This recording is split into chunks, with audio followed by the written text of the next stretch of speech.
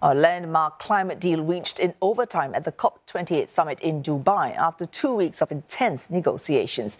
For the first time ever, nearly 200 countries have signed off on a pledge that explicitly calls for a transition away from fossil fuels such as oil, gas and coal.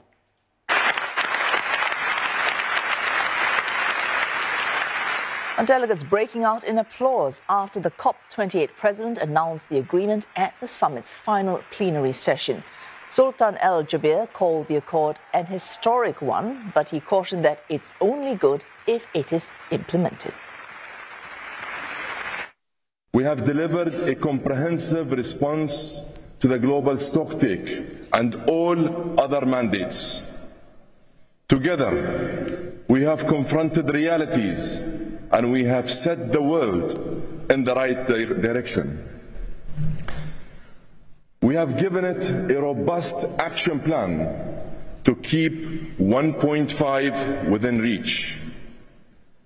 It is a plan that is led by the science. Several countries cheered the deal for achieving something that has eluded climate talks for decades now. But others warn that while it's a good step forward, it's simply not enough.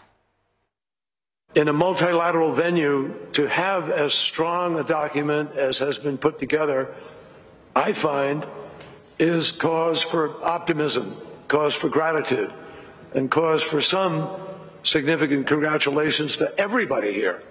I am in awe of the spirit of cooperation that has brought everybody together. We have come to the conclusion that the course correction that is needed has not been secured.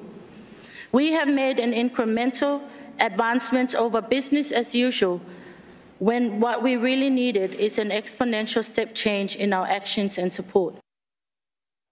For more, CNA's Julie Yu joins us live from Dubai. Julie, walk us through the details of this latest deal. How has it changed from previous drafts? Yeah, Wei Su, it's a whopping document, more than 20 pages long and packing nearly 200 clauses. And inside, it's got the lowdown and how we are doing with emissions, getting ready for climate change, and financing all these shifts. First up, a bold move. It's telling countries to pitch in and transition away from fossil fuels to avert the worst effects of climate change. Now, this is a big deal because it's the first time we've seen a direct call to cut back on fossil fuels, a key demand from many countries at this year's COP. Then there is a nod to the future. It acknowledges that emissions will peak down the road, but said that the date of this will be different considering how developed each country is. And it also admits the current levels of finance given by richer countries to help their poorer counterparts cope with climate change and switch to cleaner energy has been lacking. But it doesn't go beyond that to require that developed nations do more to address. Now, what are some of the crucial pieces that got dropped from the text? Well, they include the mention of phase down of fossil fuels, levels of oil and gas productions, and reference to reduce methane emissions, which has been included in earlier text, that is. There's also no commitment on peaking emissions by 2025 as previously drafted. So it's a mixed bag, still many loose ends, but it looks like delegates are just glad to see COP28 come to a global agreement to mark the start of the end of the oil age. Julie, you mentioned a mixed bag there in this final deal, and that has drawn mixed reaction from delegates. What have you been hearing? That's right, Wei Su. The country heads have been taken to the podium after COP28 President Sultan Al Jaber passed the text, a move that many of us here are still confused about because the process is usually reversed. And as you can expect, some countries are unhappy that the wording wasn't stronger. We've heard from developing nations such as Samoa, who said the alliance of small island states were not even in the room when the text was announced as being agreed to. China, one of the biggest emitters of warming gases, accused developed developed nations of growing their economies through decades of burning fossil fuels, and only now coming to deny developing nations of that same opportunity.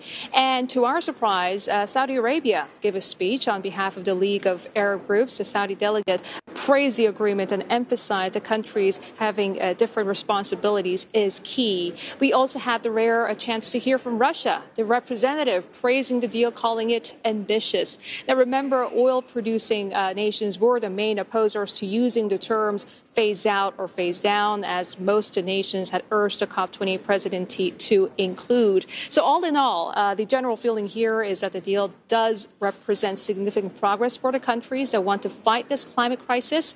U.S. climate envoy John Kerry says that everyone should be pleased with the deal. The EU also came out to say that they were satisfied with the agreement. So these statements are actually really surprising, given that some 24 hours ago, the prospect of reaching a deal seemed worryingly out of reach.